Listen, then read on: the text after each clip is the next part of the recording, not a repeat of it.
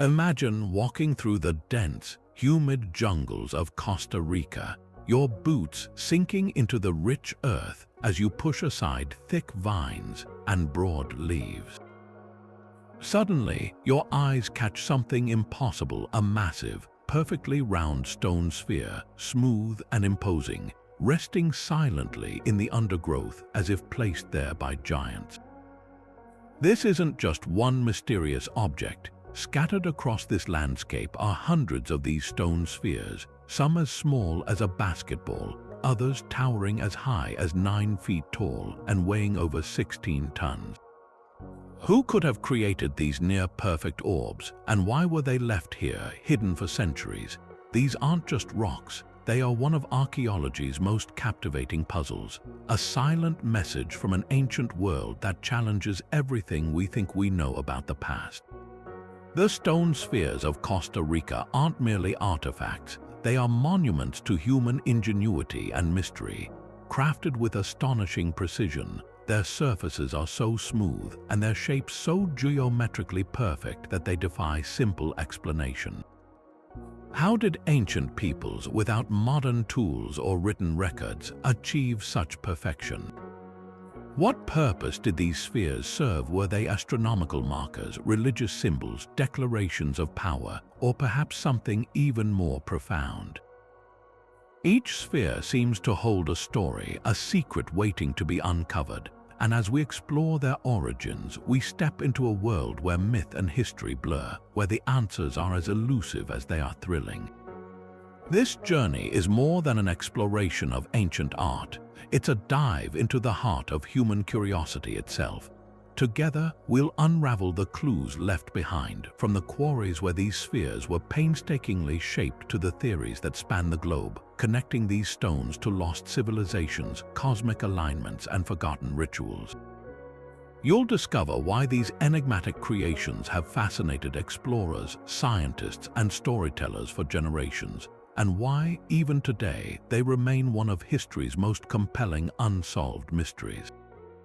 So join me as we venture deep into the rainforest and even deeper into the past, uncovering the secrets of the stone spheres of Costa Rica, and perhaps in doing so, catching a glimpse of the incredible ambition and imagination that define us as human beings. The story of how these incredible spheres came to light is almost as fascinating as the objects themselves. It was the 1930s, and the United Fruit Company was expanding its operations, clearing vast tracts of dense jungle in Costa Rica's Diquís Delta to make way for banana plantations. Workers wielding machetes and driving heavy equipment were focused on the task at hand, a monumental effort to tame the wilderness, but the jungle was guarding a secret. As bulldozers pushed through the undergrowth, their blades occasionally struck something impossibly hard and unyielding. At first, these obstacles were just nuisances, but upon closer inspection, they became wonders. The workers weren't hitting bedrock or simple boulders. They were uncovering perfectly shaped stone spheres, some partially buried in the mud with only a smooth, curved surface visible, while others rested fully exposed on the ground as if deliberately placed there just moments before. Imagine the sheer astonishment of those laborers. One day you're clearing land, and the next you're staring at a gigantic, impossibly round stone that seems to defy any logical explanation for its presence. Word of the find spread quickly, sparking intense curiosity and wild speculation among the workers and company officials. Some of the spheres were small enough that a person could try to roll them, while others were so massive and heavy that moving them with modern machinery was a genuine challenge. The initial reaction, as with many unexplained discoveries, was a mix of superstition and practicality. There were whispers of hidden gold, leading some to drill into the spheres or even dynamite them, hoping to find treasure tucked away inside. Tragically, this destructive curiosity means we lost several of these ancient masterpieces before anyone realized their true historical value. It was this very act of discovery and initial damage that finally alerted archaeologists, pulling these mysterious orbs from the realm of local legend and onto the world stage.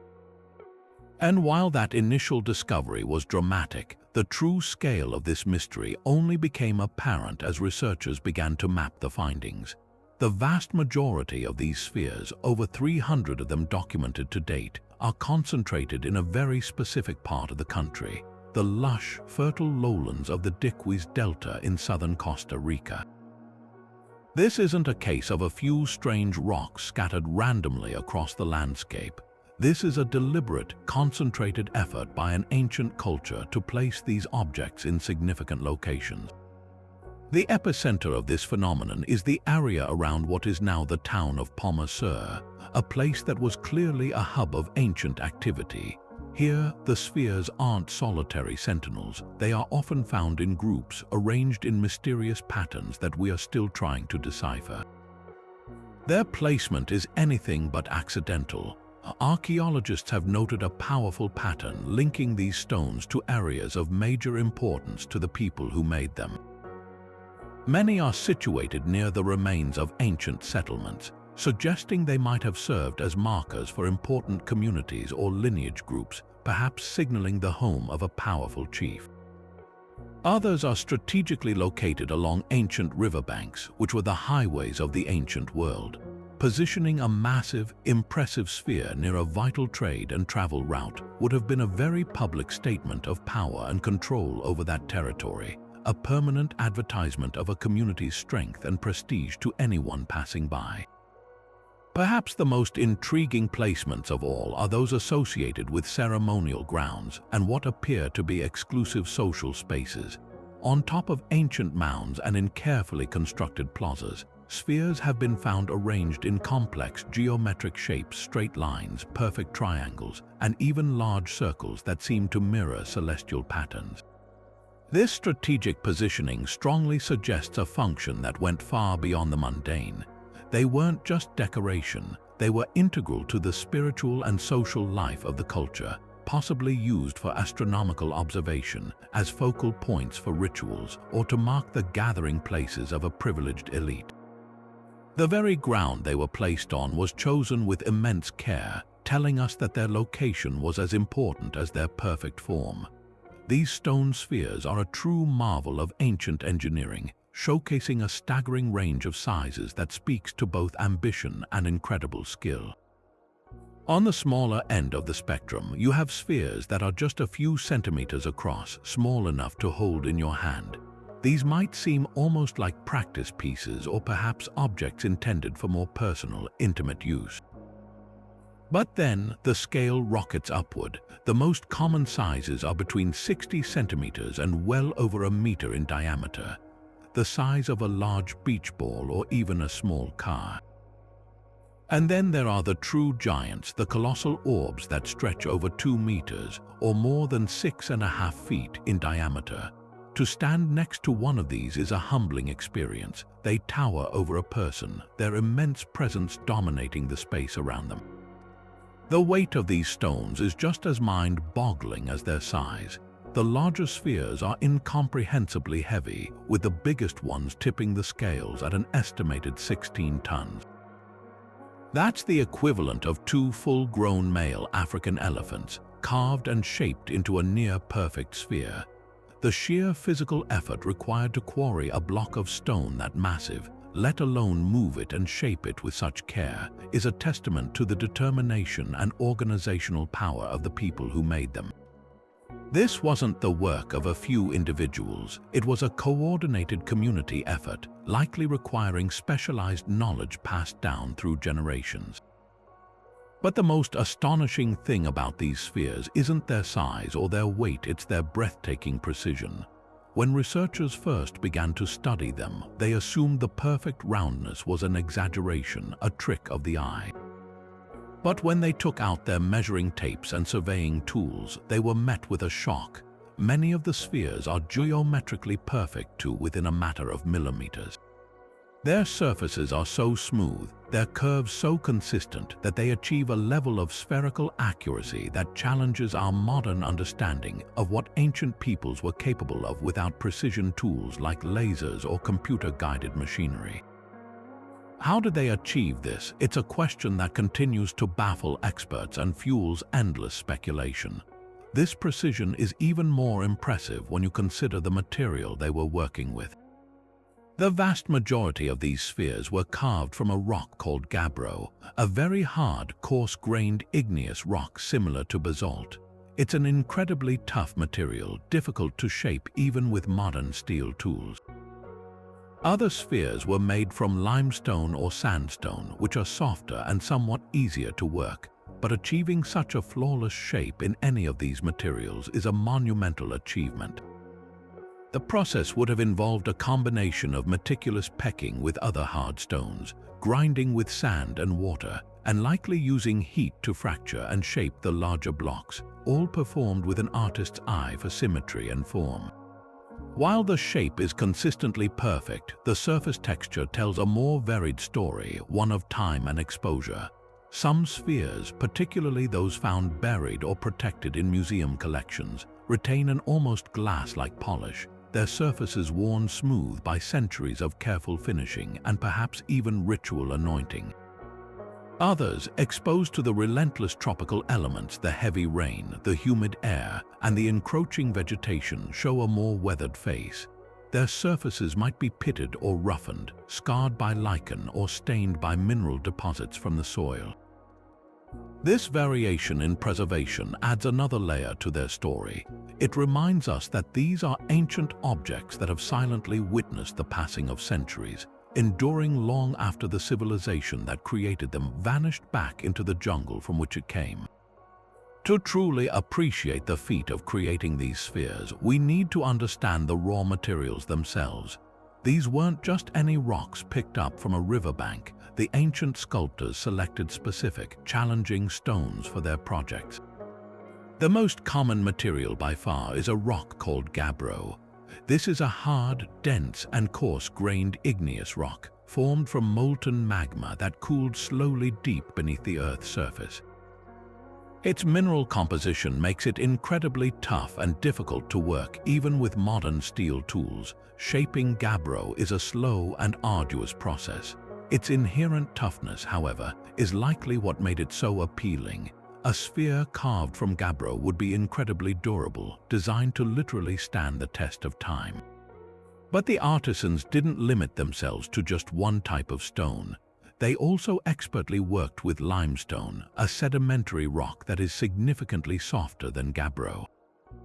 Limestone is easier to carve and shape, but it's also more susceptible to weathering and erosion over centuries. In some cases, they even used sandstone, another sedimentary rock that can be worked more readily but lacks the brute strength of igneous stone. This choice of materials tells us something important about their intentions. Perhaps gabbro was reserved for the most important public monuments meant to last forever, while limestone might have been used for spheres in more protected settings or for those created with less investment of time.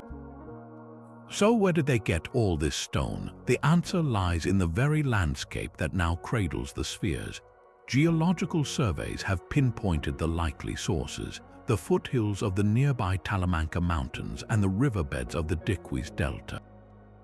The ancient quarries weren't vast, open pits as we might imagine. They were more likely specific outcrops of suitable rock and boulder-strewn river courses where nature had already done some of the initial work by rounding stones through millennia of tumbling in water. The builders would have identified large, promising blocks of gabbro or limestone right at the source, beginning their laborious task where the stone was found to minimize the inconceivably difficult job of moving multi-ton rocks over long distances. Now consider the monumental challenge they faced. We're talking about a culture without metal tools, without powered machinery, without even the wheel. Their entire toolkit consisted of other stones, likely using harder rocks like quartzite to pound and peck away at the surface of the gabbro block, along with simple tools made of wood and the power of abrasion. The process likely began by roughly shaping a large boulder by repeatedly striking it with hammerstones, slowly fracturing it into a crude spherical form. This initial phase would have been incredibly loud, exhausting work, sending chips of rock flying and requiring immense physical strength and patience. But the real magic, the step that transformed a lumpy rock into a geometric marvel, came next. After the rough shape was achieved, the sculptors would have moved to grinding and polishing. They probably used a combination of sand, which is essentially tiny, sharp fragments of quartz, and water as an abrasive paste. By rubbing other stones or wooden tools with this sandy slurry against the surface of the sphere, they could slowly, painstakingly wear down the high spots and imperfections. This is a process that wouldn't measure progress in hours or days, but in months and possibly even years for the largest spheres. It required an intimate understanding of geometry and symmetry, a keen artistic eye to constantly check for roundness, and a generational dedication to a single, magnificent project. The finished product, a glistening, impossibly smooth orb of solid stone, stands as a permanent tribute to human patience, skill, and the powerful desire to create something truly extraordinary. Reconstructing the exact methods used by these ancient sculptors is a bit like solving a puzzle where most of the pieces are missing. We have the finished product, these magnificent spheres, but the tools and the step-by-step instructions have been lost to time. However, through careful observation of the spheres themselves and a field of study known as experimental archaeology, we can make some very educated guesses about the sophisticated techniques they must have employed. Experimental archaeology is fascinating because it doesn't just rely on theory. It involves researchers and craftspeople actually trying to replicate these ancient feats using only the tools and materials that would have been available at the time. It's a process of trial, error, and incredible patience that brings us closer to understanding the minds and muscles of these master stoneworkers.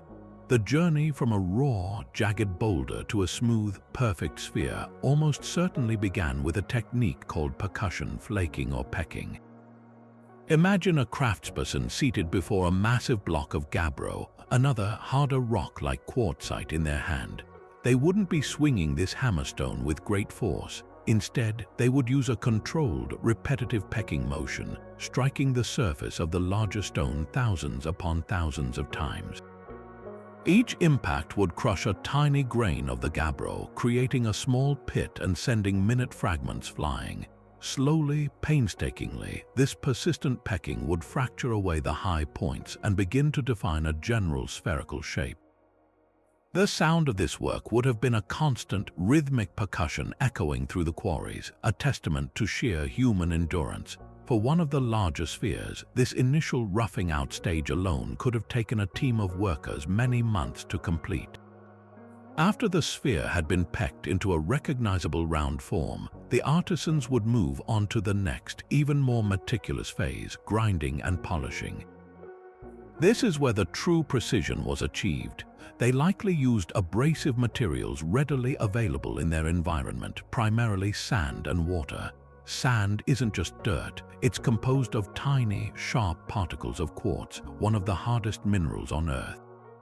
By creating a slurry of wet sand and rubbing it against the stone's surface using either a piece of leather, a flat stone tool, or even a wooden implement, they could sand the sphere down.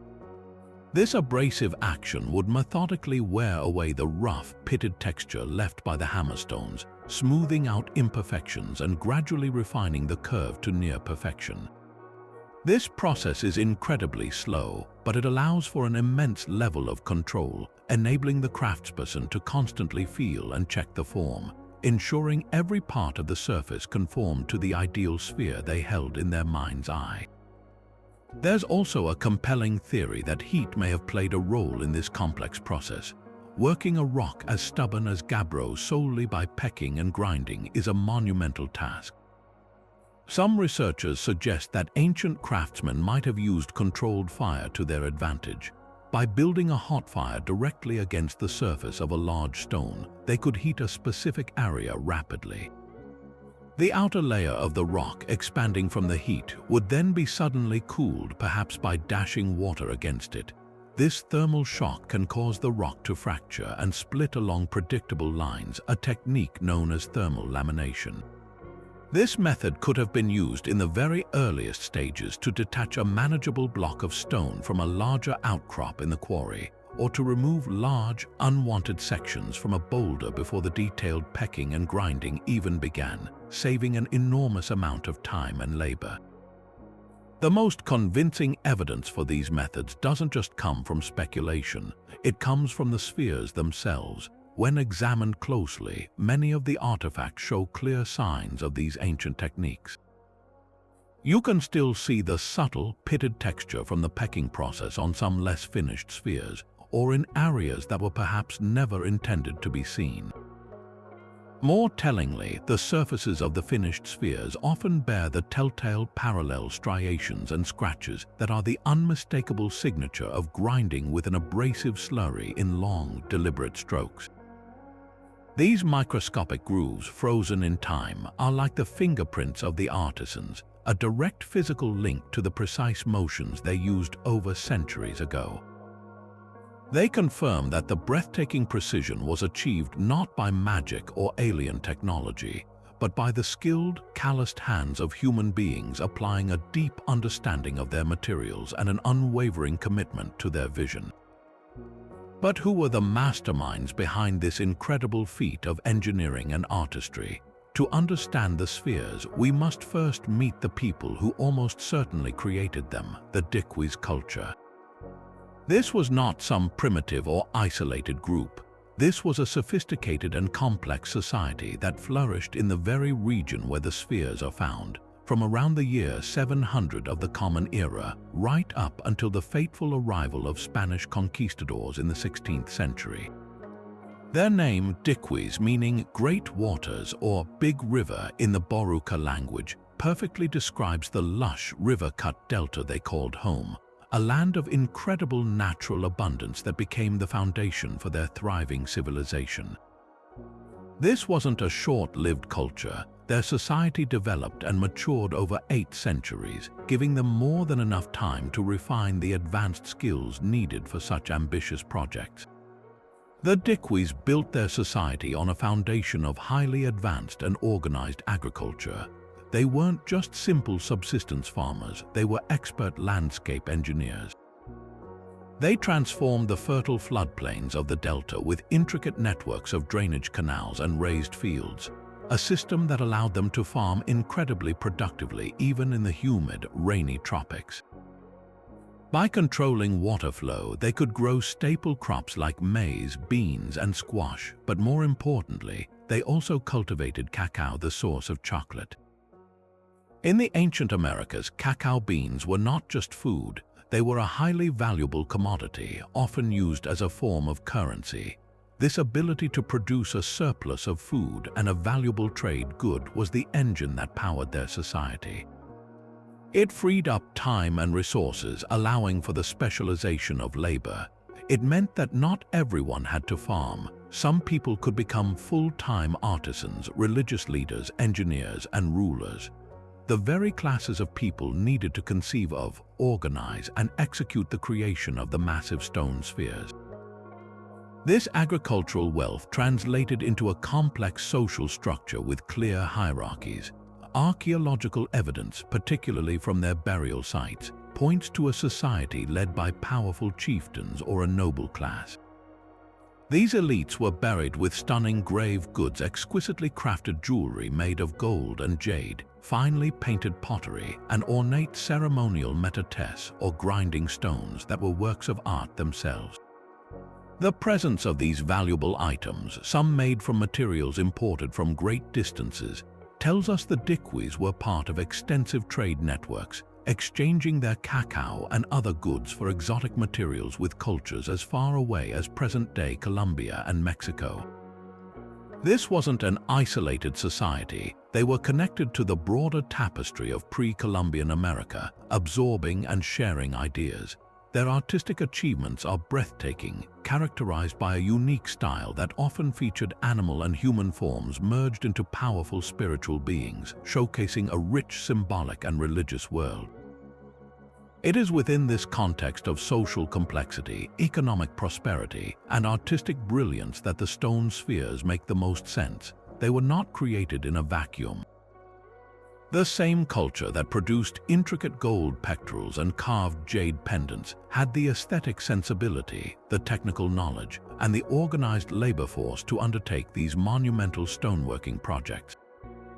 The spheres stand as the ultimate expression of Diquis' power and identity.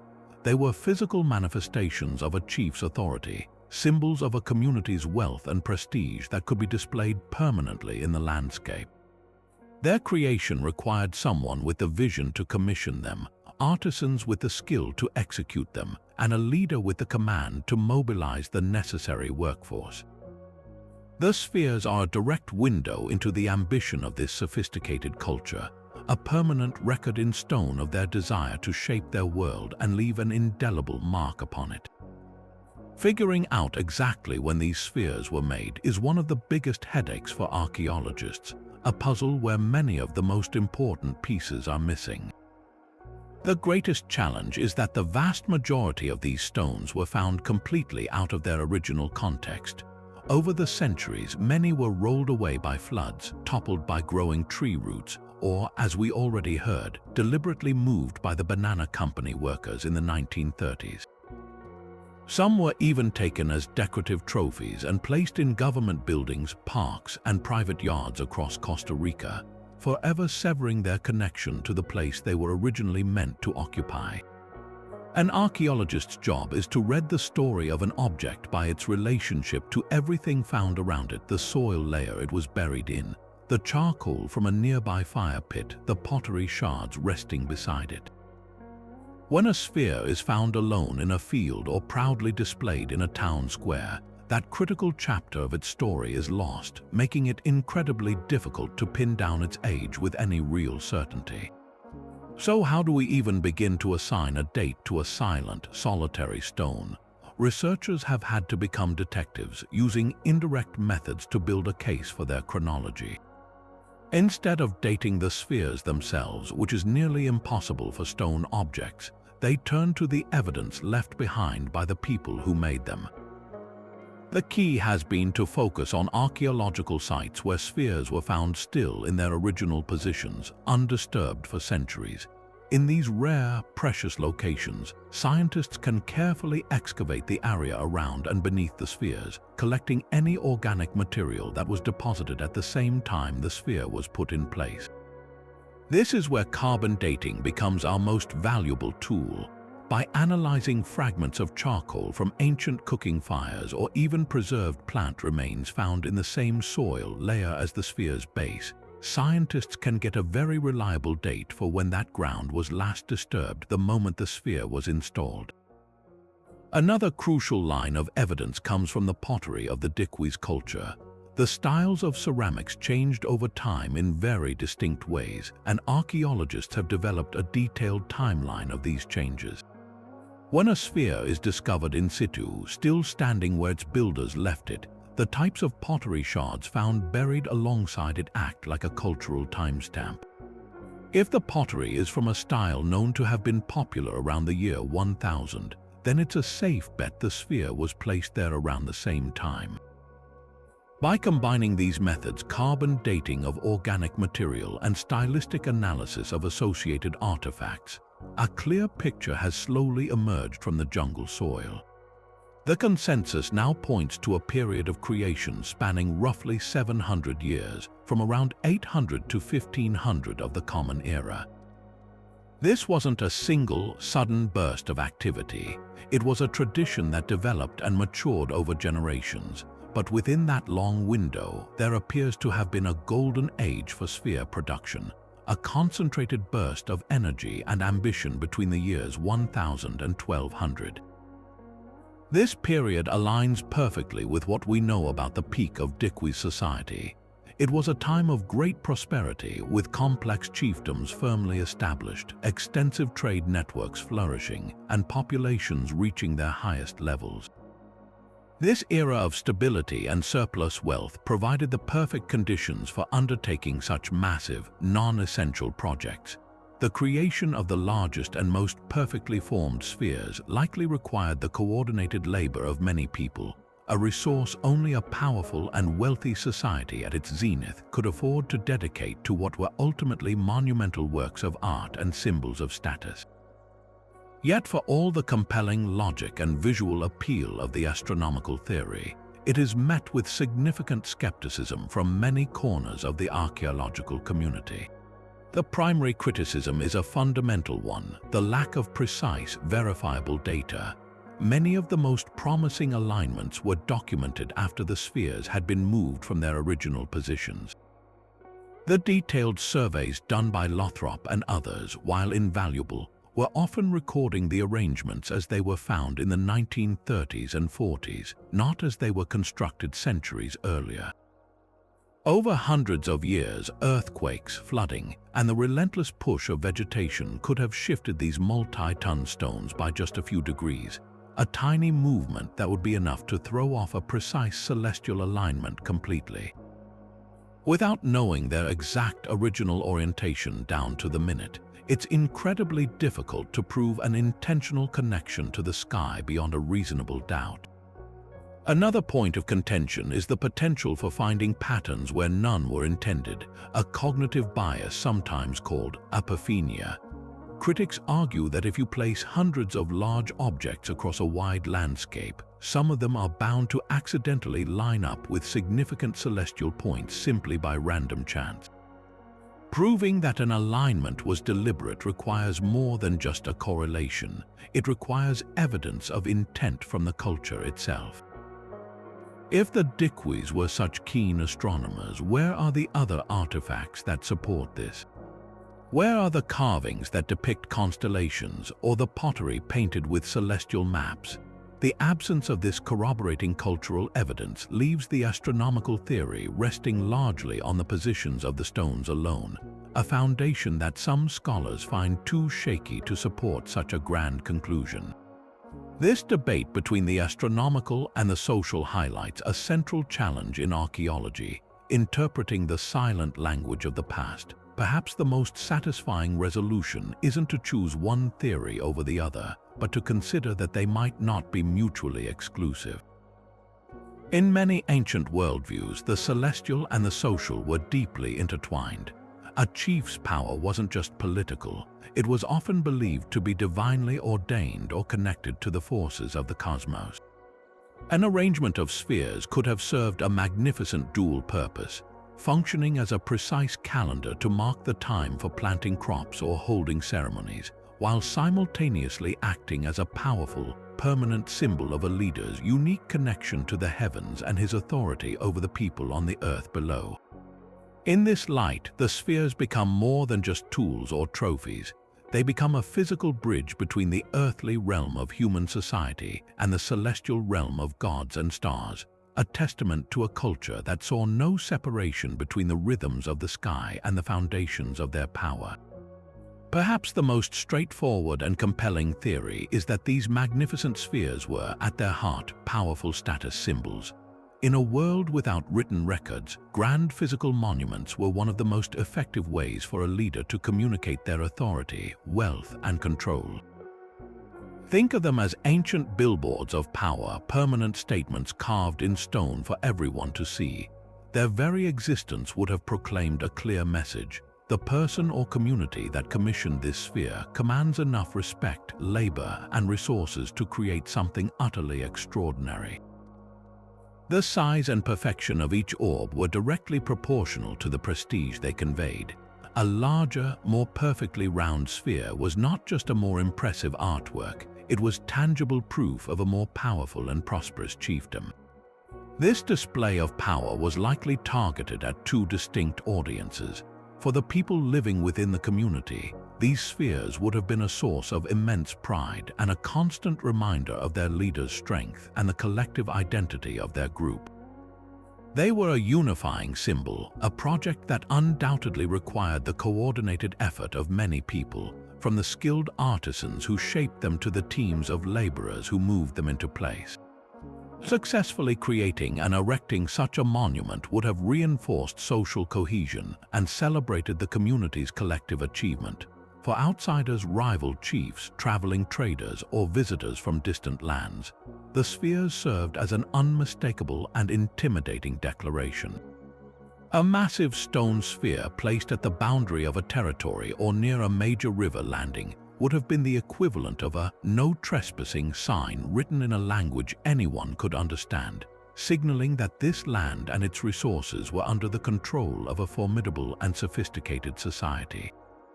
We find strong evidence for this theory in their physical placement.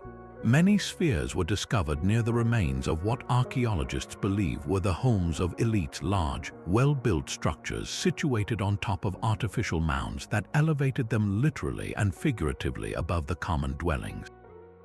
Positioning a grand sphere at the entrance to such a residence would have been the ultimate power flex, associating the leader directly with the object's permanence and perfection.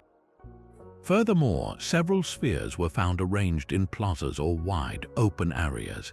These spaces were likely used for public gatherings, ceremonies, and feasts hosted by the chief. In this context, the spheres weren't just silent sentinels, they were central participants in the theater of power. They formed a dramatic backdrop for a leader's most important public appearances, reinforcing their status during rituals where alliances were forged, disputes were settled, and their authority was constantly performed and reaffirmed in front of the community.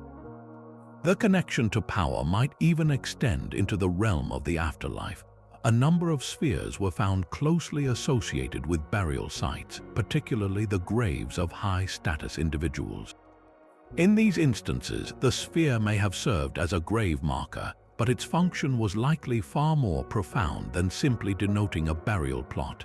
In many ancient cultures, powerful objects were interred with their owners to signify their status in the next life and to serve them in the spiritual world.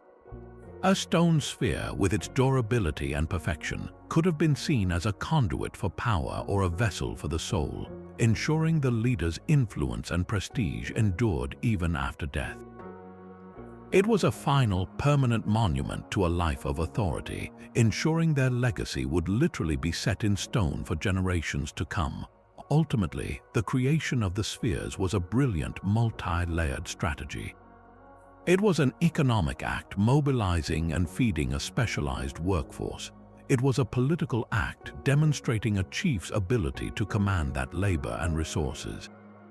And it was a social act, creating a powerful, shared symbol for the community. The sheer investment required tells us that these objects were far more than decorative garden ornaments. They were foundational to the expression of power and identity in the ancient Diquís world. Their silent, imposing presence in the landscape was a constant, undeniable advertisement of a community's strength, artistry, and ambition. A message so powerfully crafted that we are still deciphering its meaning centuries after the last chief drew their final breath. While the theories of social status and astronomy are powerfully compelling, they may only tell part of the story. To truly step into the worldview of the Diquís people, we must venture into the realm of the spiritual, where the spheres transform from symbols of earthly power into sacred objects pulsating with ritual significance. Many researchers believe their true purpose was deeply woven into the fabric of Diquís cosmology, serving as physical anchors for their beliefs about the universe, the gods, and the flow of spiritual energy. In this light, the perfect, unbroken shape of the sphere takes on a profound new meaning. Across countless ancient cultures, the circle is the ultimate symbol of wholeness, eternity, and the cyclical nature of life. The sun, the moon, the seasons, the very orbit of the cosmos itself. For a people living in intimate connection with the natural world, creating a perfect stone circle could have been the highest form of homage to these eternal cycles, a permanent, earthly echo of the celestial order. This connection to the heavens is perhaps the most evocative spiritual interpretation. It is not difficult to imagine a shaman or priest using the spheres in rituals dedicated to the sun, that life-giving force so crucial to their agricultural society. A massive, gleaming orb, painstakingly polished to catch the first or last rays of daylight, could have been a focal point for ceremonies asking for a bountiful harvest or giving thanks for the sun's return. Similarly, the sphere's perfect pale form under the night sky might have represented the moon, another powerful celestial body governing tides, seasons, and the passage of time. Arrangements of spheres in circles or lines could have mapped out important lunar cycles or solar events like solstices and equinoxes, turning the entire landscape into a sacred calendar and a stage for rituals that connected the community directly to the rhythms of the cosmos. The very material of the spheres might also hold a key to their spiritual function. These stones were not inert objects to the Diquis. They were likely believed to be alive with a vital force or energy. Many indigenous cosmologies, even today, hold that certain rocks and geological formations are imbued with spirit or serve as conduits between the physical world and the spiritual realm.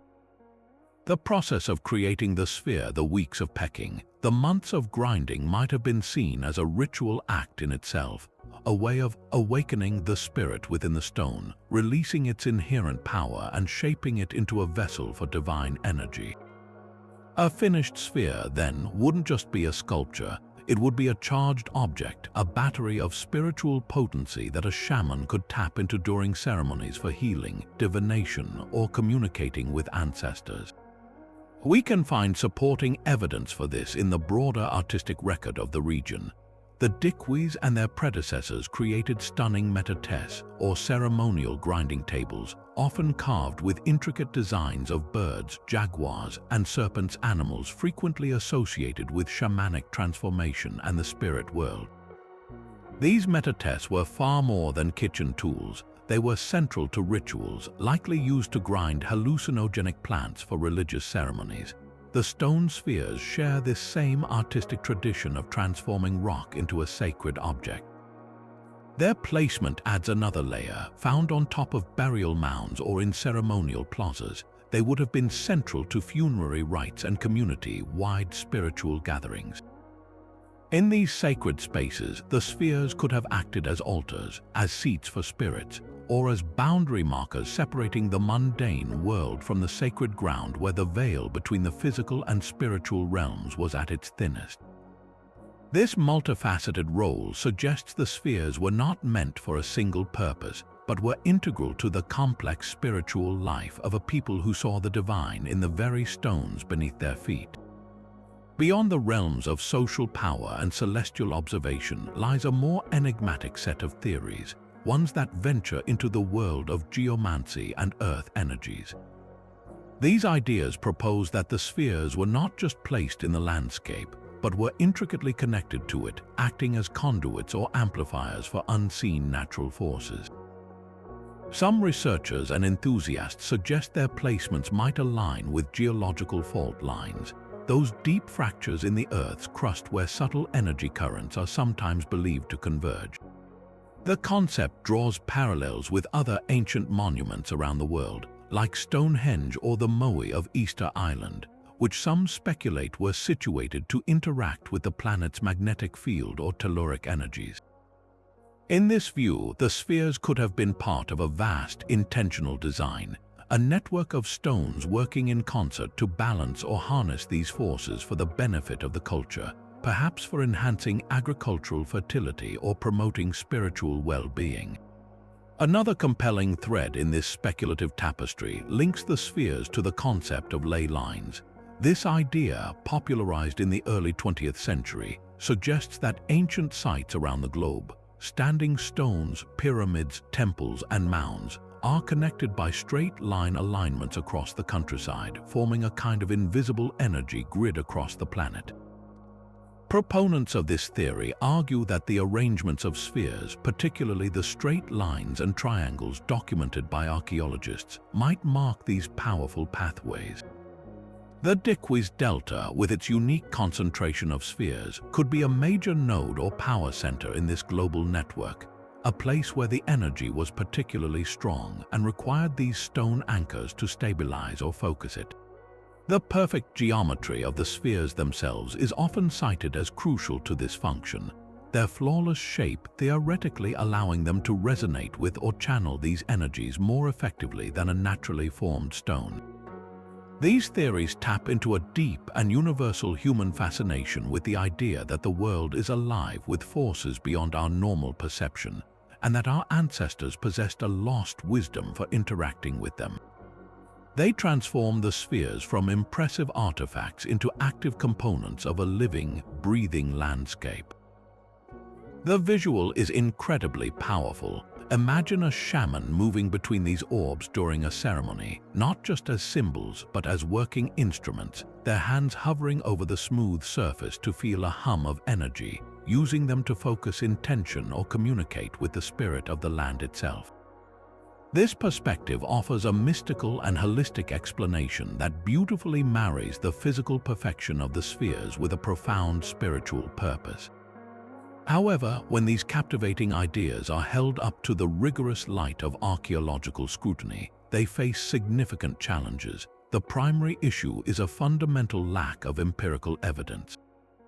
While devices like magnetometers can detect variations in the Earth's magnetic field, there is no consistent, scientifically verified data showing that the sphere's locations correspond with any measurable anomalies that wouldn't be found elsewhere in the geologically active landscape of Costa Rica. The ley line theory suffers from a similar evidential problem. Critics point out that if you draw enough lines on a map containing hundreds of points, you will inevitably find alignments purely by random chance. For an alignment to be meaningful, it must be statistically significant and demonstrably intentional, a bar that has not been met with the available data on the sphere's original positions. Furthermore, there is a critical absence of cultural evidence to support these geomantic theories within the known framework of Diquís society. While their art and artifacts reveal a rich spiritual life connected to animals and ancestors, there are no depictions, symbols, or oral histories that directly reference concepts of earth energies, ley lines, or the use of stones as energy conduits. This doesn't mean that Diquís didn't believe in such things. It simply means we cannot prove they did. Archaeology must work with the tangible evidence left behind, and without that corroborating cultural context, these theories remain in the realm of intriguing speculation rather than accepted historical fact. The most scientific conclusion is that while the idea of the spheres interacting with Earth energies is a compelling narrative that captures the imagination, it currently rests on a foundation of wishful thinking rather than hard proof. This doesn't diminish their mystery, but reminds us that sometimes the most amazing truth is the demonstrated skill and intention of the human hands that made them. While archaeologists and historians rely on carbon dating and soil analysis to understand the spheres, the indigenous communities of Costa Rica hold a different kind of evidence, one passed down through generations not in textbooks but in stories. For the Boruca people and other local groups, the spheres are not puzzles to be solved by science. They are integral parts of a living cultural landscape, woven into the very fabric of their oral traditions and mythology. These narratives offer a profoundly different perspective, one where the spheres are not inert objects of study, but active participants in a sacred history, their origins explained not by tools and techniques, but by gods, giants, and magic. One of the most captivating and widespread legends tells of a time when the world was very different, inhabited by powerful beings with abilities far beyond those of humans. In this version of the past, the spheres are not man-made at all. They are said to be the petrified cannonballs of a great god or a race of giants who once engaged in epic battles across the skies and lands of the Diquís Delta. The perfect roundness of the stones is thus not a mark of human engineering, but a testament to their divine origin, fired from celestial slings or massive weapons. After their battles were concluded, these powerful beings simply left their ammunition behind, where it hardened into stone and became a permanent feature of the landscape. This story beautifully encodes a sense of awe and wonder, explaining the inexplicable size and perfection of the spheres by attributing them to forces greater than humanity. Another set of tales shifts the narrative from warfare to playfulness, suggesting the spheres were actually sporting equipment for these divine beings. Imagine giants engaged in a cosmic game of bowling or boxball, using the massive stones to play across the valleys and hills. The arrangements of spheres in lines and circles could then be interpreted as the frozen aftermath of these games, left exactly as they landed at the end of a divine match. This whimsical explanation still acknowledges the sphere's otherworldly perfection while giving them a purpose that is both relatable and mysterious, transforming the landscape into an ancient playground for gods. Perhaps the most poignant legends connect the spheres directly to a lost golden age. Some stories speak of a highly advanced civilization like the mythical Atlantis that once thrived in the region. This culture possessed incredible knowledge and technology, including a powerful liquid or substance that had the ability to soften stone. With this secret, they could mold the hardest rock as easily as if it were clay, shaping the spheres with ease and precision. When this civilization vanished, whether through catastrophe or simply departing to another world, they left their stone creations behind as the only tokens of their existence. This narrative serves as a powerful metaphor for loss and memory, a cultural explanation for the seemingly impossible feat of their construction and the mystery of why such a skilled people disappeared. These oral traditions are far more than just fanciful stories. They are a vital form of historical and cultural preservation. For centuries, without a written language, indigenous communities used storytelling as their primary method of recording history, teaching values, and maintaining a connection to their land. The myths surrounding the stone spheres are a perfect example of this. They encode a deep respect for the objects, ensuring that even if their original practical purpose was forgotten, their significance was never lost. The stories effectively protected the spheres from being viewed as mere rocks. They were always understood to be special, sacred, and set apart, which may have contributed to their survival long before archaeologists arrived on the scene. These indigenous perspectives challenge the Western scientific approach in a valuable way, reminding us that there are multiple ways of knowing and understanding the past. Where a scientist sees a tool mark, a storyteller sees the finger imprint of a god. Where an archaeologist documents an alignment, a community elder sees the footprint of a giant.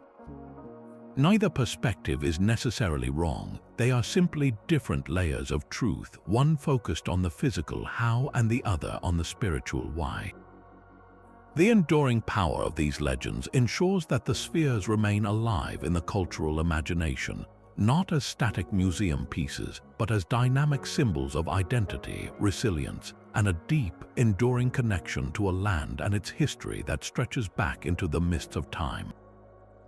When Spanish conquistadors first pressed into the verdant depths of the Diquís Delta in the 16th century, they marched with minds focused on singular goals: the pursuit of gold, the conversion of souls, and the establishment of dominion. Their chronicles are filled with tales of fierce resistance from the native populations, descriptions of unfamiliar flora and fauna, and meticulous inventories of potential riches. Yet, remarkably, there is a profound and telling silence.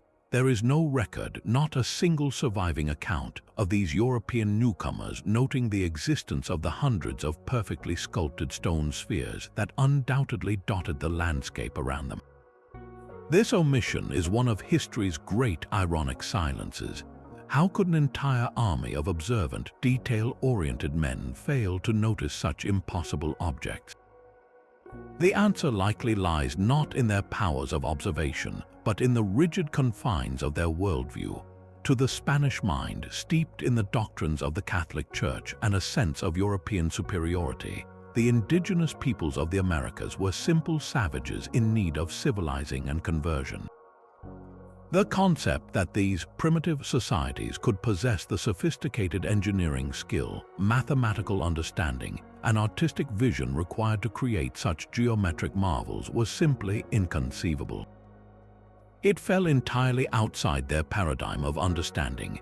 A perfectly round, multi-ton stone sphere did not fit the narrative of a people they sought to conquer and convert.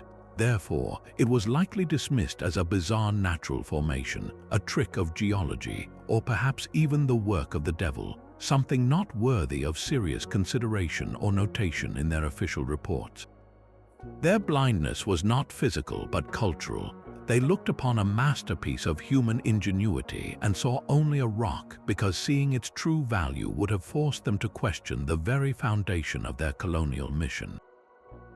This pattern of misinterpretation did not end with the conquistadors.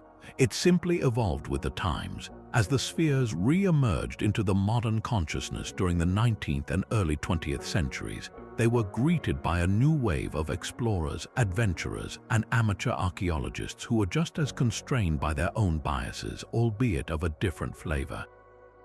Without any proper archaeological context or dating methods, and with the original Diquís culture long since fragmented and assimilated after the devastating impact of European diseases and conquest, the spheres were once again a mystery without a local explanation that satisfied Western curiosity.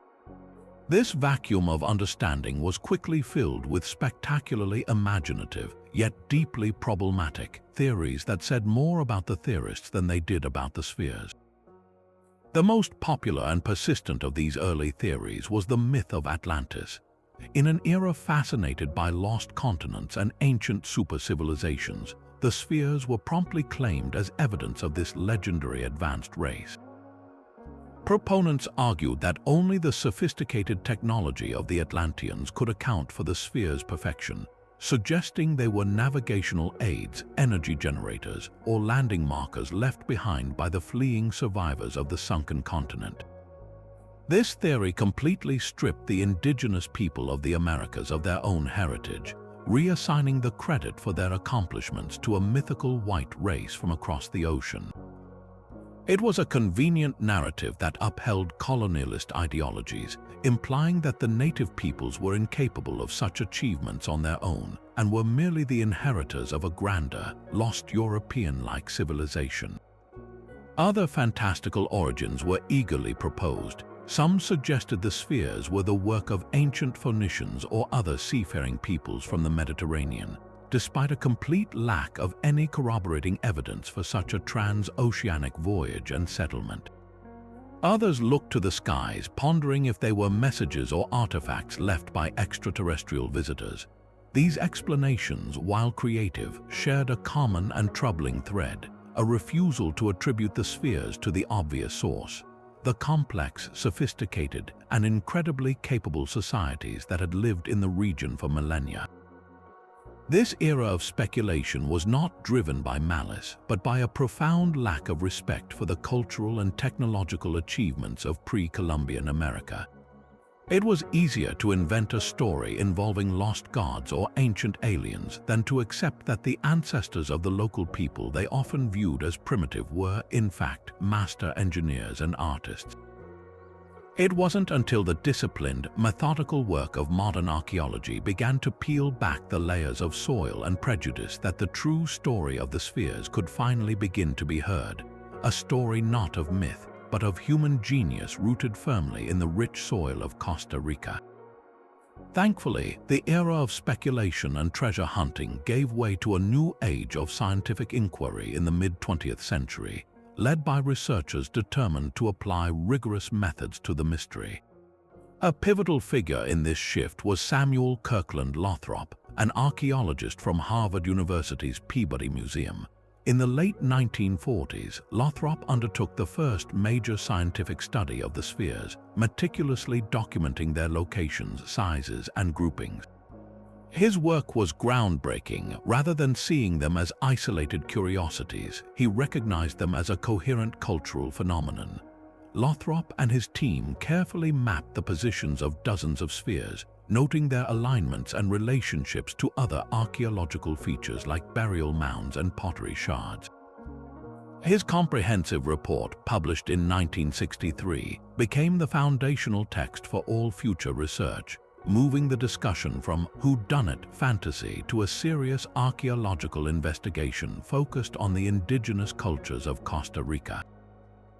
Following Lothrop's lead, the torch was picked up by Costa Rica's own institutions, most notably the National Museum of Costa Rica.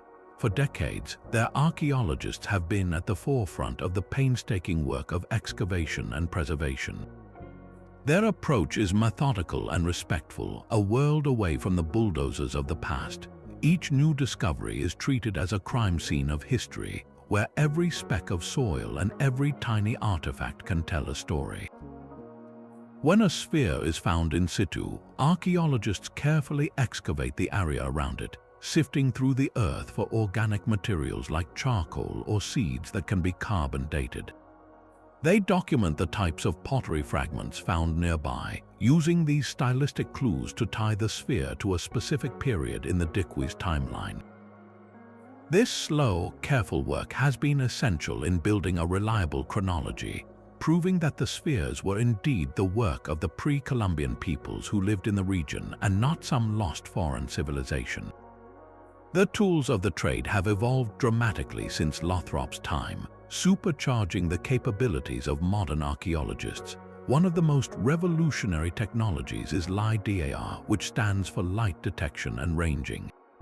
This involves mounting a laser scanner on an airplane or drone and flying it over the dense jungle canopy. The lasers penetrate the thick vegetation, bouncing off the ground below to create an incredibly detailed, three-dimensional map of the Earth's surface.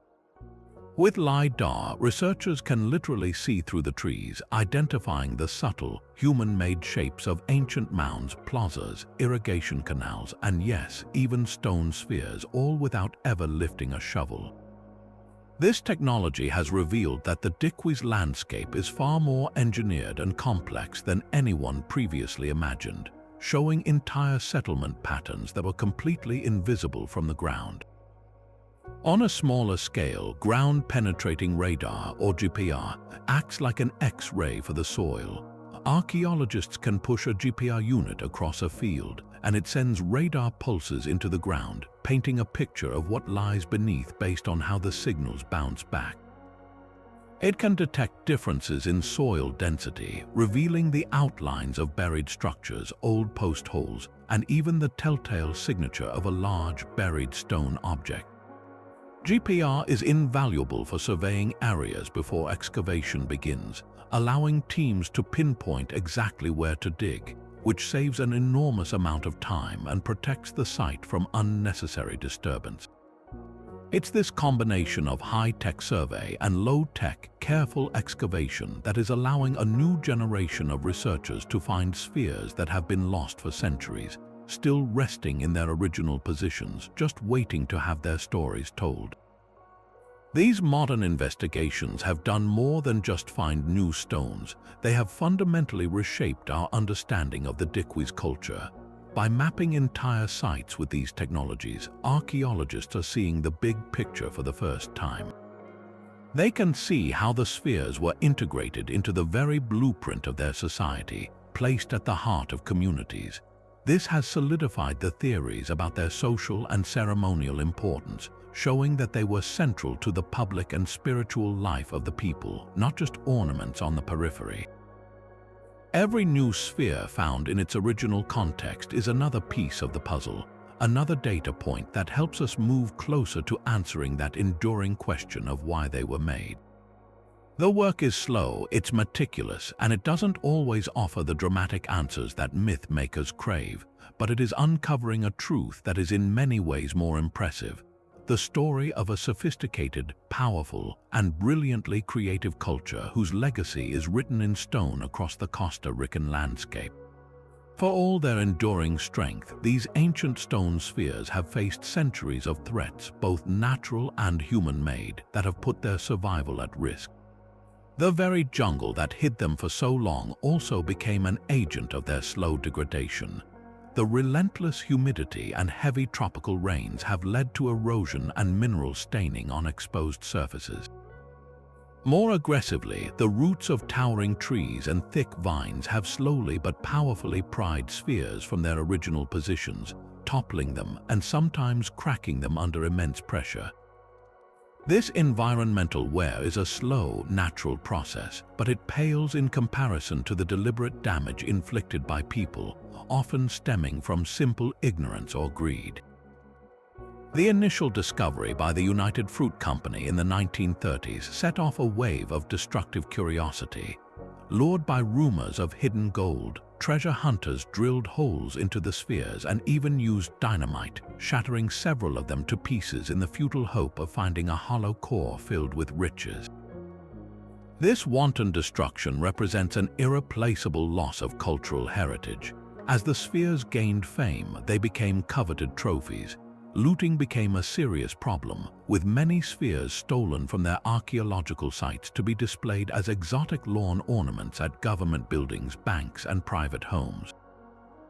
This not only physically removed them from their context, but also accelerated their deterioration as they were rolled onto trucks and transported over rough roads, often sustaining chips and cracks. Perhaps the most insidious threat has been the steady expansion of agriculture. The conversion of jungle into farmland, which first revealed the spheres, continues to endanger them. Plowing and land leveling for crops can accidentally unearth and damage buried spheres, while the chemicals used in modern farming can accelerate the erosion of their carefully crafted surfaces. The spheres that remain in situ on private land are particularly vulnerable to these pressures, often viewed by landowners as obstacles to development rather than protected historical treasures. This constant tension between economic progress and cultural preservation has been a central challenge for those fighting to save them. Recognizing the urgent need for intervention, both local and international organizations have launched major conservation efforts.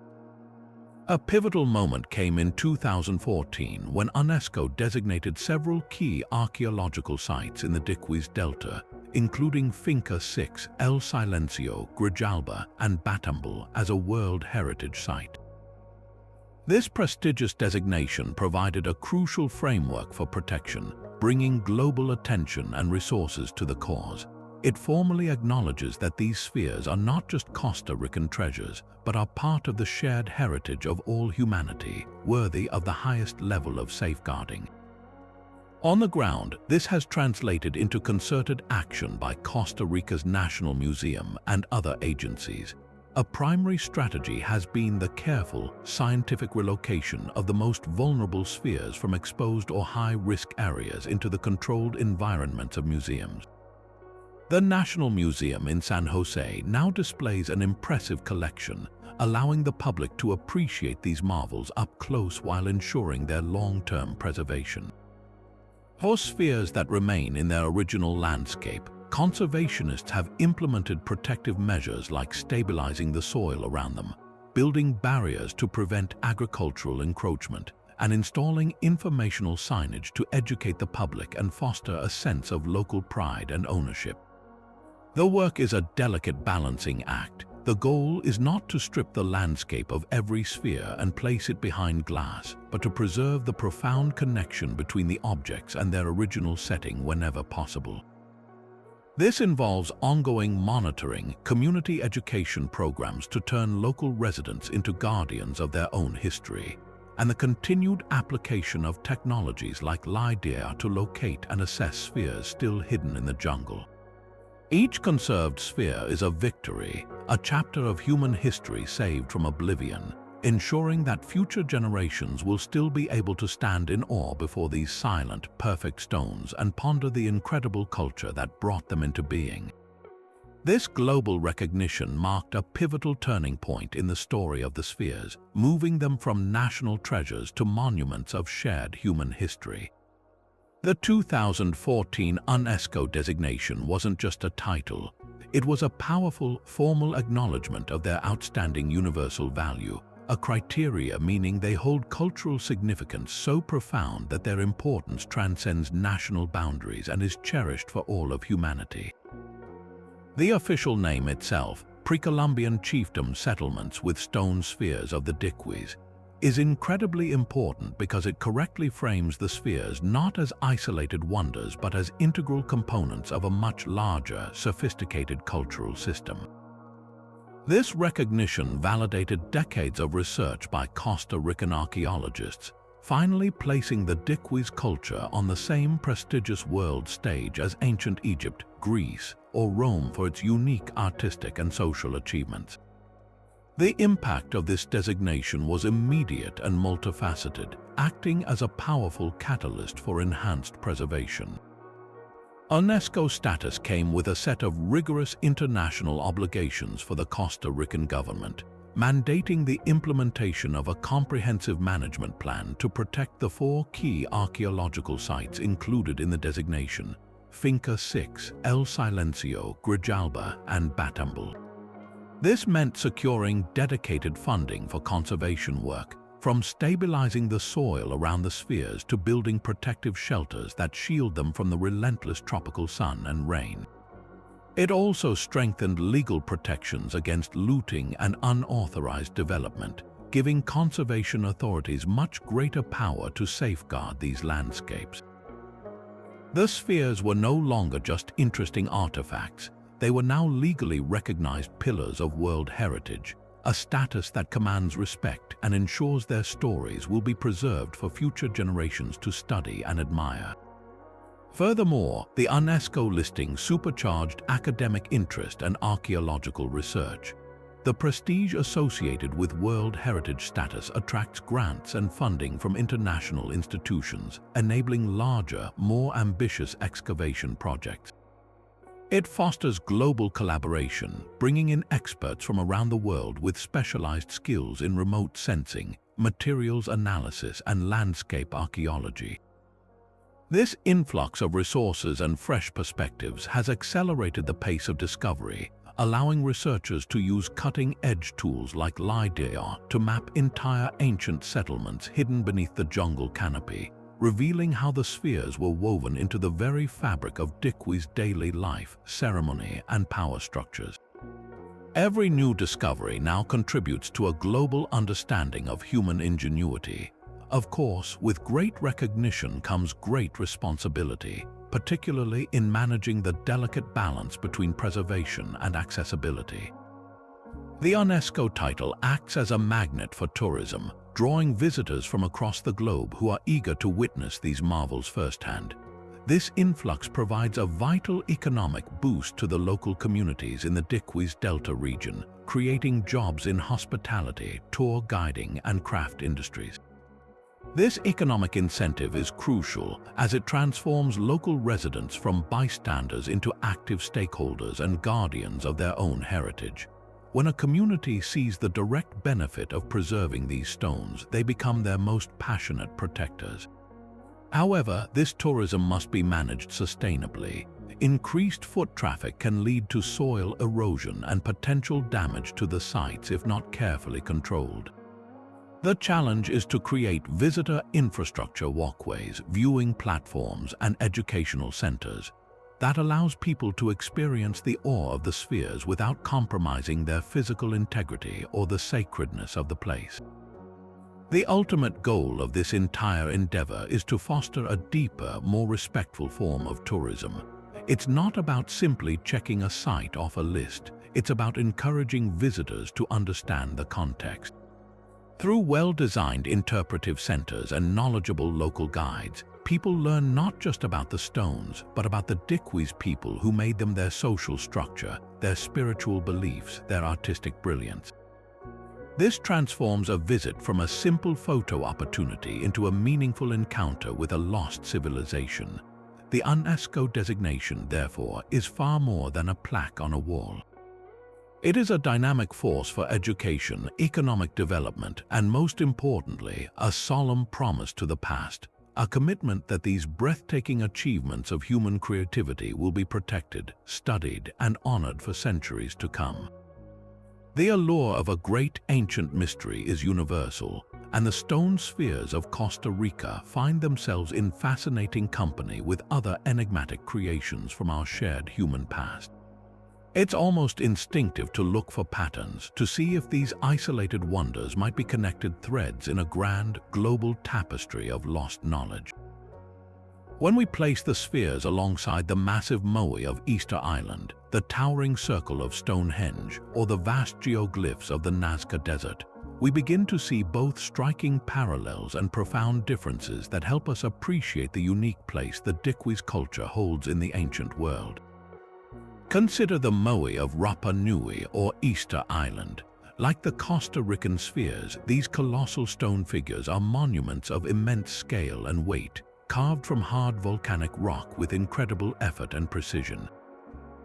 Both projects required a highly organized society capable of mobilizing a large workforce to quarry, shape, and transport unimaginably heavy objects across challenging terrain.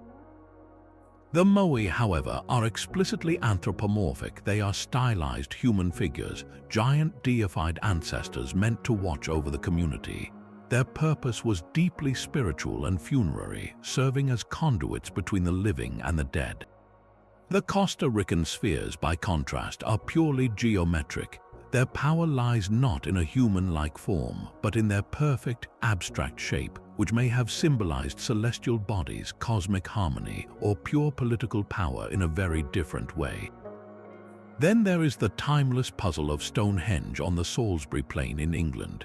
Here, the parallel is found in the potential for astronomical alignment. Just as some researchers propose the spheres were arranged to mark solstices or equinoxes, the massive trilithons and sarsen stones of Stonehenge are precisely oriented to frame the sunrise on the summer solstice and the sunset on the winter solstice. Both sites suggest cultures that were keenly attuned to the cycles of the sun and moon, likely integrating these celestial events into their religious and agricultural calendars. But the means of construction are worlds apart. The builders of Stonehenge were working with massive, shaped blocks, fitting them together in a post and lintel architecture that required sophisticated joinery. The Diquis' achievement was one of subtraction and refinement, taking a single block of stone and painstakingly reducing it to a perfect form through abrasion and pecking, a testament to a different kind of engineering genius. Venturing to the arid plains of Peru, the Nazca lines present another compelling point of comparison. These giant geoglyphs etched into the desert floor share with the Costa Rican spheres a quality of immense scale best appreciated from an elevated perspective. Both were creations meant to dominate and define the landscape itself, transforming the earth into a canvas for cultural expression. The purpose of the Nazca lines remains hotly debated, with theories ranging from astronomical calendars to ritual pathways for water deities. Similarly, the purpose of the spheres is multifaceted and debated. Yet, the Nazca lines are two-dimensional drawings on a colossal scale, while the spheres are three-dimensional sculptures meant to be encountered and experienced physically from the ground. One is a giant image, the other is a monumental object, each demanding a different kind of interaction and implying a different kind of ritual or symbolic function. What truly sets the Costa Rican spheres apart in this global family of megaliths is their unique combination of isolation, material, and form. Unlike Stonehenge or the moai, which are part of broader megalithic traditions found across Europe and Polynesia, the stone spheres appear to be a completely unique and isolated phenomenon.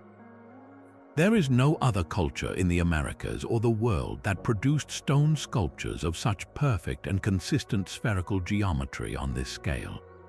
Their material, primarily the incredibly hard gabbro, also sets them apart. While many ancient cultures worked with softer stones like sandstone or limestone, the Diquis' choice of such a stubborn, difficult material speaks to a specific technical confidence and a desire for absolute permanence that is truly remarkable. Ultimately, these comparisons don't reveal a hidden connection between ancient astronauts or a global superculture. Instead, they illuminate a far more powerful truth about human ingenuity. Across the globe, separated by vast oceans and millennia, different cultures faced similar human urges to honor their gods, to understand their universe, to proclaim their power, and to leave a mark that would echo through the ages. They used the materials and knowledge available to them to answer these urges in stunningly diverse ways. The the Diquís people chose the perfect sphere.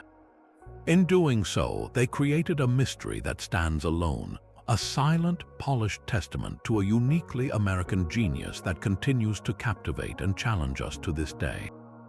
Despite the compelling evidence pointing to indigenous creation, the stone spheres of Costa Rica have long been a magnet for pseudoscientific and fringe theories that seek to explain their existence through extraordinary means. The most persistent of these claims involves extraterrestrial intervention, suggesting that the sphere's perfection is beyond human capability and must therefore be the work of alien visitors who either created them as navigational aids, energy generators, or mysterious messages. This theory, popularized in books and television shows, taps into a deep-seated human desire for cosmic connection and the allure of a technologically advanced other who possesses secrets we have yet to unlock. Similarly, the idea of a lost advanced civilization, such as Atlantis or Lemuria, is frequently invoked, proposing that a sophisticated global culture with anti-gravity technology or stone-softening elixirs created the spheres before vanishing beneath the waves, leaving behind these orbs as the sole remnants of their glory. These narratives are undeniably seductive, offering a sense of romantic mystery and a simple, fantastical answer to a complex historical question. The persistence of these fringe theories can be traced to several psychological and cultural factors. Firstly, they thrive in the vacuum created by incomplete archaeological evidence. When science cannot provide an instant, definitive answer for every detail, imagination eagerly rushes in to fill the gaps. The sheer visual impact of the spheres, their massive scale and geometric perfection, can feel anachronistic, as if they don't belong to the timeline of human history as we understand it. This creates a cognitive dissonance that some resolve by attributing their creation to a force outside of conventional human history.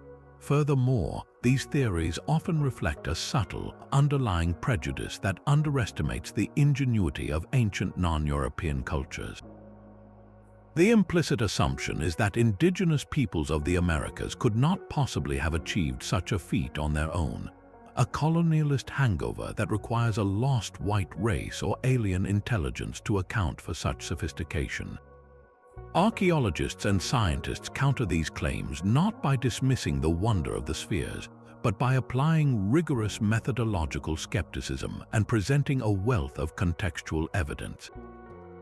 They point to the extensive quarry sites where unfinished spheres and the stone tools used to make them have been found, providing a clear, step-by-step record of the manufacturing process that relied on human labor and simple, yet brilliant techniques like pecking, grinding, and abrasion. The carbon dating of organic materials from these sites firmly places the spheres within the timeline of the Diquís culture, with no anomalous evidence to suggest a far older or extraterrestrial origin. The stylistic analysis of pottery and goldwork found in association with the spheres reveals a consistent artistic and cultural tradition, firmly rooted in the region and showing clear evolutionary development over centuries, not a sudden, inexplicable injection of advanced knowledge. Perhaps the most powerful scientific argument against these fringe ideas is the principle of Occam's razor. The simplest explanation, the one that requires the fewest assumptions, is most likely to be true. The archaeological explanation requires no hypothetical advanced technologies, lost continents, or interstellar travel. It only requires acknowledging what we already know, that humans are incredibly inventive, that the Diquís culture was complex and prosperous, and that with immense patience, coordinated effort, and generations of knowledge transfer, creating these masterpieces was not just possible but a demonstrable reality. The true story of human hands patiently shaping stone over countless hours is in many ways more impressive than any fable of aliens or Atlanteans. It is a story of our own species' potential, a testament to what can be achieved through cultural dedication, artistic vision, and sheer human will, making the spheres not less magical but profoundly more human and inspiring in their origin. The quest to understand these enigmatic stones is far from over, as a new generation of researchers employs an unprecedented toolkit of technology and interdisciplinary collaboration to peel back the layers of mystery. Recent years have been particularly fruitful, not because we have found a single definitive answer, but because we are finally asking more nuanced questions, and the methods to answer them are more powerful than ever before. The field has moved beyond simple speculation into a rigorous phase of data collection, where every new discovery adds a crucial piece to the complex puzzle of Diquis society. One of the most exciting frontiers is the continued application of remote sensing technologies, particularly LiDAR, which is revolutionizing our view of the entire Diquis landscape. While initial surveys revealed the startling extent of human engineering, newer, higher-resolution scans are providing an almost surgical view of the ancient world.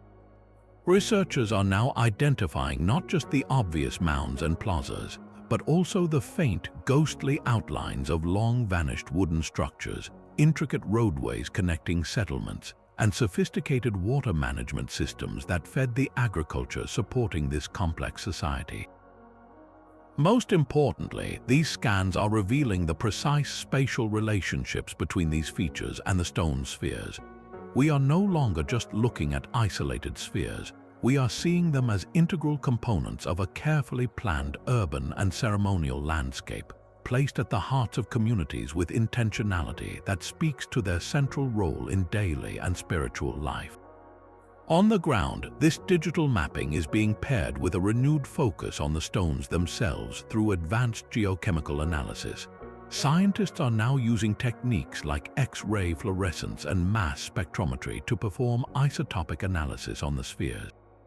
This process involves taking tiny, microscopic samples from the surface of the stones and comparing their unique geochemical fingerprint to known quarries throughout the region. The goal is breathtakingly precise, to trace each individual sphere back to the exact outcrop of rock from which it was quarried. This isn't just about provenance, it's a window into ancient economics and logistics. By mapping the movement of stone from quarry to final placement, researchers can begin to reconstruct ancient trade routes, understand the territorial control of different chiefdoms, and even gauge the economic cost and value assigned to these objects based on the distance they were transported. This hard scientific data is being powerfully complemented by a growing emphasis on ethnography and the revitalization of indigenous knowledge.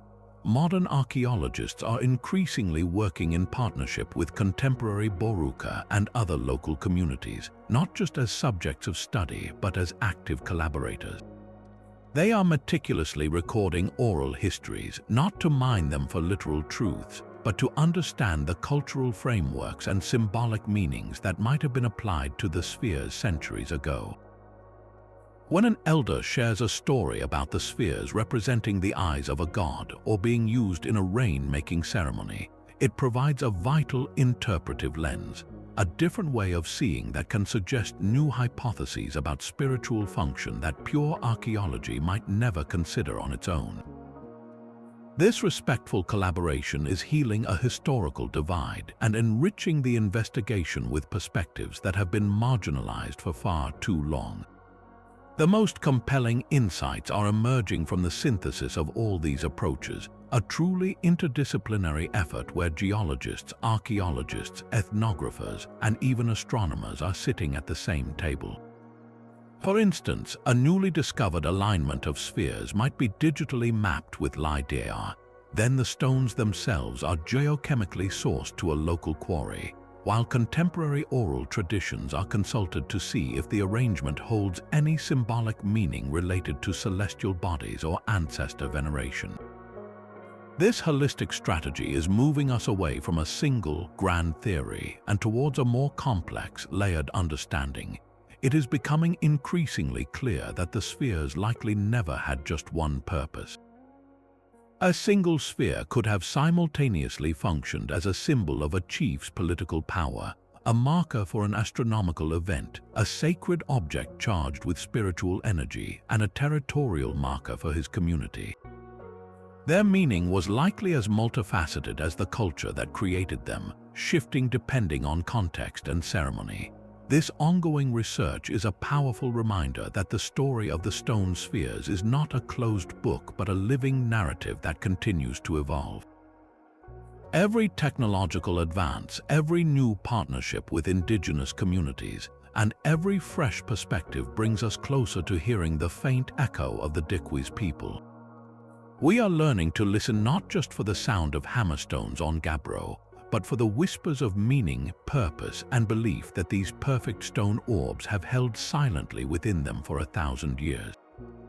Today, these ancient artifacts have transcended their archaeological origins to become powerful national symbols, deeply embedded in the modern identity of Costa Rica. Their iconic form is instantly recognizable, appearing on official government documents, commemorative postage stamps, and even the nation's currency, a daily reminder of a deep and sophisticated past that predates the modern state. This embrace speaks to a collective pride in a heritage that is uniquely Costa Rican, setting it apart in a region rich with ancient wonders. The sphere is more than an artifact. It has become a logo for the nation itself, representing a history of peace, ingenuity, and a profound connection to the land, values that the country proudly projects to the world. This symbolic adoption ensures that the legacy of the Diquís people is not confined to textbooks, but is a living, circulating part of the national consciousness. This national pride naturally fuels a significant tourism industry centered on the spheres. The epicenter for any visitor seeking to understand them is the open-air museum at Finca 6, a UNESCO World Heritage site that offers an unparalleled, immersive experience. Unlike a traditional museum where objects are isolated in glass cases, Finca 6 allows you to walk among the spheres exactly where they were rediscovered, with several still resting in their original alignments. Carefully maintained paths guide you through the landscape, past groupings arranged in straight lines and perfect triangles, letting you physically experience the mystery and scale that early explorers felt. Informative signage and knowledgeable guides provide context explaining the Diquís culture, the theories behind the spheres, and the ongoing conservation efforts, transforming a simple visit into a profound educational journey that connects you directly to the ancient past.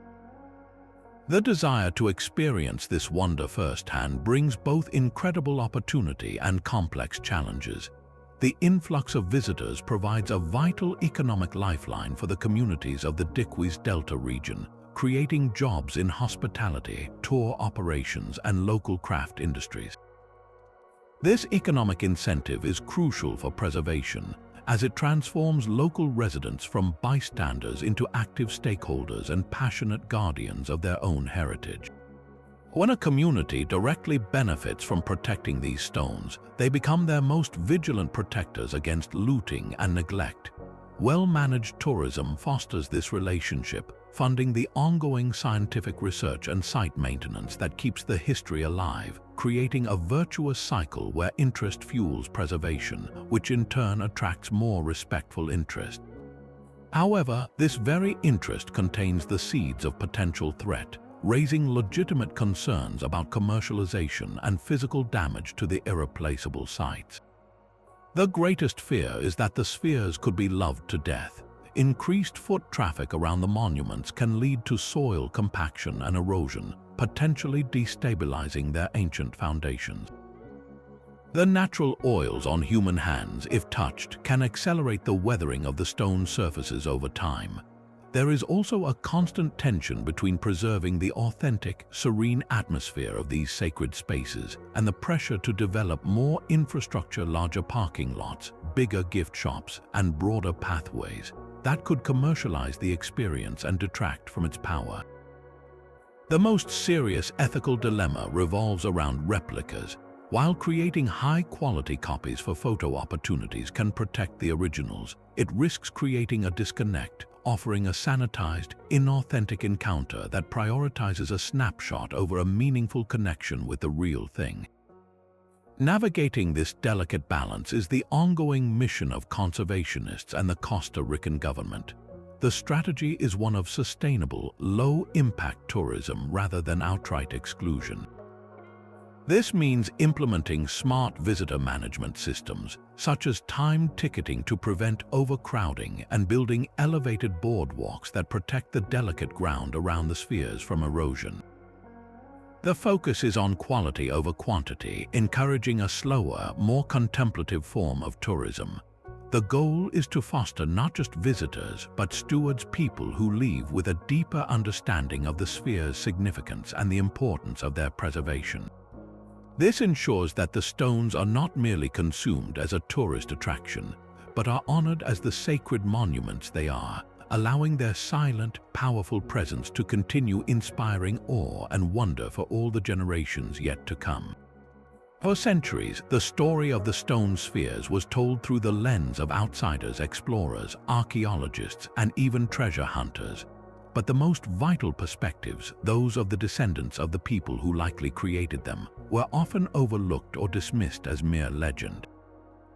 Today, there is a powerful and essential shift underway, one that seeks to center the voices of Costa Rica's contemporary indigenous communities, not as subjects of study, but as partners and knowledge holders. For the Boruca, Buron, Cabecá, and other peoples of the region, the spheres are not abandoned relics. They are a living part of their ancestral heritage, embodying a deep, unbroken connection to the land and their forebears.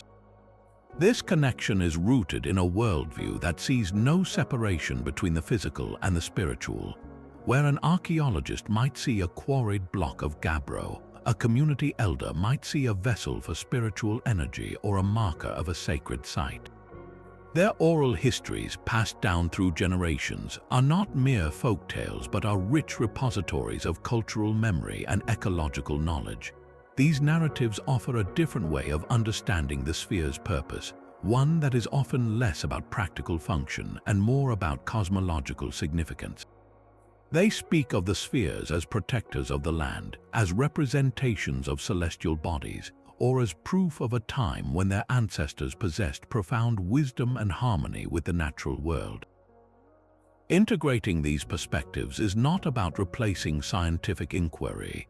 It is about enriching it, providing a crucial cultural context that laboratory analysis alone can never uncover. Recognizing this, a new generation of archaeologists and historians is prioritizing collaborative research models. This means moving beyond simply informing communities of findings after the fact and instead involving them from the very beginning of a project. It involves sitting down with community leaders and elders not to extract information but to listen and learn. Researchers might present a proposed excavation plan and ask, "What does this place mean to your people? Are there stories about this area we should know? How can we proceed in a way that is respectful to your ancestors?" This consultative approach ensures that research is conducted ethically, that sacred areas are treated with appropriate reverence, and that the intellectual property of the community regarding their own history is respected and protected. The benefits of this partnership extend far beyond the archaeological dig. Indigenous communities are now playing a lead role in preservation and tourism initiatives, ensuring their cultural narratives are the ones presented to the world. At sites like Finca 6, you are increasingly likely to be guided by a local Boruca or Buron tour guide who can share not only the archaeological facts, but also the living stories and spiritual significance their people attribute to the stones. This transforms the visitor experience from a passive observation of ancient objects into a meaningful dialogue with a living culture. Furthermore, these communities are often at the forefront of the fight against looting and unauthorized development, acting as the most passionate and effective guardians of the landscapes that hold their history. This collaborative model also empowers communities economically and culturally. Tourism revenue that stays within the community supports local families and funds cultural revitalization projects such as teaching traditional languages, dances, and craftsmanship to younger generations. When young people see their elders treated with respect as experts and their cultural knowledge valued alongside academic degrees, it fosters a powerful sense of pride and identity. It sends the message that their heritage is not a thing of the past to be studied in a museum, but a vibrant, valuable, and ongoing story that they are a central part of. This ensures that the guardianship of the spheres and the knowledge they hold will continue for generations to come, not as a burden, but as a cherished responsibility and a source of strength. But how do we move from theoretical understanding to truly grasping the immense physical effort involved? The answer lies not in dusty academic papers, but in the sweat and strain of modern experimental archaeology. Across the globe, dedicated researchers and skilled craftspeople have taken on the extraordinary challenge of recreating the entire process of sphere manufacture, using only the tools and materials the Diquis would have had access to. These aren't just academic exercises, they are powerful, visceral demonstrations that translate centuries-old mystery into tangible human endeavor.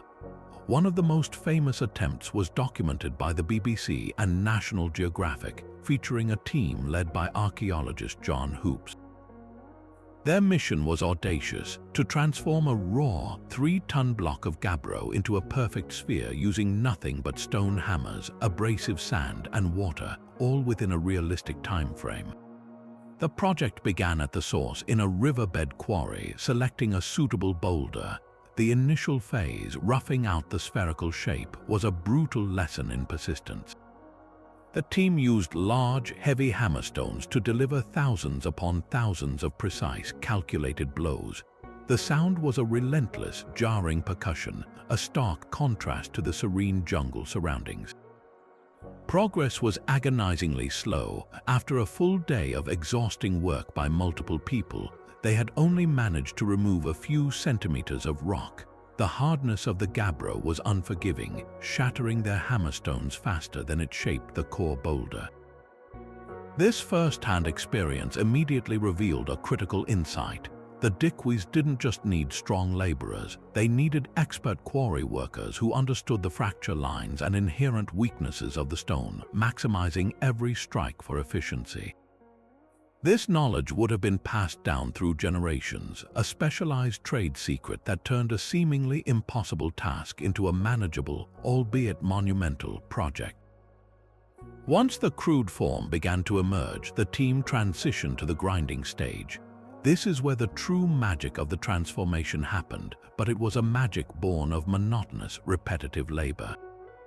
They created an abrasive slurry by mixing water with sand gathered from a nearby riverbank, a simple concoction that acted like ancient sandpaper.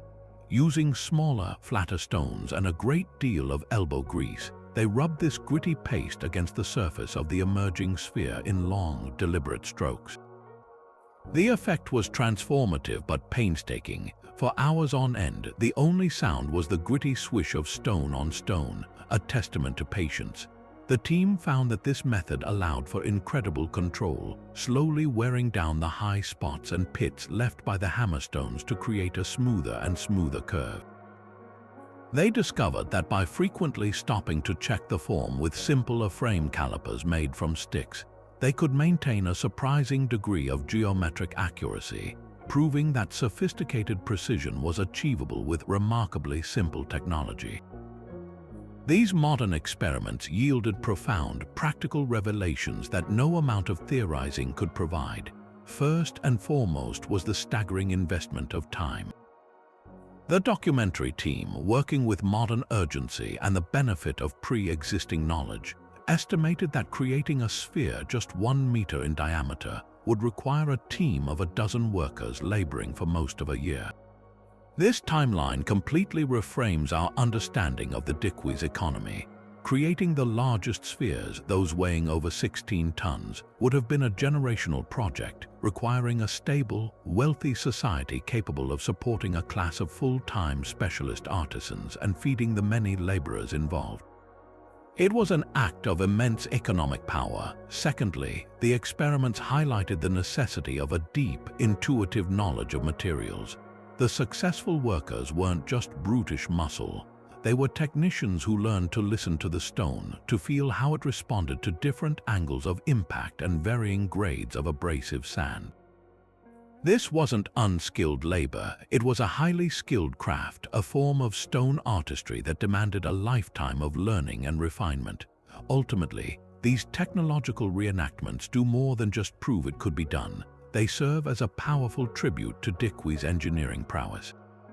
Watching modern humans struggle with the process, even with the advantage of hindsight, fills one with a deep respect for the anonymous masters who perfected this craft centuries ago. They possessed a sophisticated understanding of physics, geometry, and material science, all encoded not in textbooks but in oral tradition and muscle memory. Their ability to visualize a perfect sphere within a jagged block of unyielding gabbro, and then to patiently liberate that form through a combination of brute force and delicate refinement, stands as a breathtaking achievement. These experiments silence the whispers of extraterrestrials or lost super-civilizations, replacing fantasy with something far more impressive: the documented genius of human perseverance, collaboration, and ingenuity. The true mystery is no longer how they were made, but how a society could muster the will, the resources, and the artistic vision to create so many, leaving a legacy in stone that continues to humble and inspire us today. Even with all the incredible progress made through archaeology and technology, the stone spheres of Costa Rica guard their most intimate secrets with a silent, stubborn resolve. We may understand the tools and the general process, but the exact methods for achieving such flawless precision remain tantalizingly out of reach. How did these master artisans, without blueprints or precision instruments, consistently create shapes that are geometrically perfect to within a fraction of an inch? Did they use a system of strings and stakes to constantly check for deviations, or perhaps a method of filling the spheres with water to test for a perfectly level surface? The level of skill required to maintain that perfect curve across a multi-ton object is simply staggering, suggesting a depth of practical mathematical and engineering knowledge that we are still struggling to fully comprehend. The true extent of the sphere distribution is another profound mystery waiting in the jungle. While over 300 have been officially documented, LiDAR technology and local anecdotes suggest hundreds more may still lie hidden, swallowed by the relentless vegetation or buried deep in the alluvial soil of the delta. Every new discovery has the potential to rewrite our understanding of the Diquís cultural map. Are there undiscovered major sites, perhaps even a primary ceremonial center, still concealed beneath the canopy? Could clusters of spheres found in remote, inaccessible locations point to previously unknown trade routes or territorial boundaries of rival chiefdoms? Each unknown sphere is a missing piece of the puzzle, and until we find them, our picture of this ancient civilization will remain frustratingly incomplete. Perhaps the most captivating enigma of all is whether these stones were meant to be read. Beyond their probable functions as status symbols and ritual objects, could they have encoded more complex information? Some researchers speculate that the arrangements, the lines, circles, and triangles, might constitute a kind of three-dimensional map, charting out the stars overhead, the flow of sacred rivers below, or even the political landscape of competing chiefdoms. The choice of different rock types might hold a symbolic meaning we haven't yet decoded, perhaps denoting different lineages or clans. Could the spheres themselves, with their varying sizes and precise placements, represent a form of ancient mathematics or a calendar system too sophisticated for us to recognize? The idea that they are a message in plain sight, a permanent record waiting for the right key to unlock it, is an irresistible notion that continues to drive both scientific and imaginative inquiry. This sense of unfinished discovery is what makes the spheres so perpetually fascinating. For every question we answer, two more seem to emerge from the rich Costa Rican soil. The ongoing work of archaeologists, now armed with geochemical analysis and digital mapping tools, is gradually pulling back the veil, but the jungle still holds its cards close. What remains undiscovered is not just more stones, but a deeper understanding of the people who made them, their daily lives, their deepest beliefs, and the full brilliance of their intellectual world. The greatest mystery may not be the how, but the why, and it is that enduring question that ensures the stone spheres of Costa Rica will continue to captivate explorers, scientists, and dreamers for centuries to come.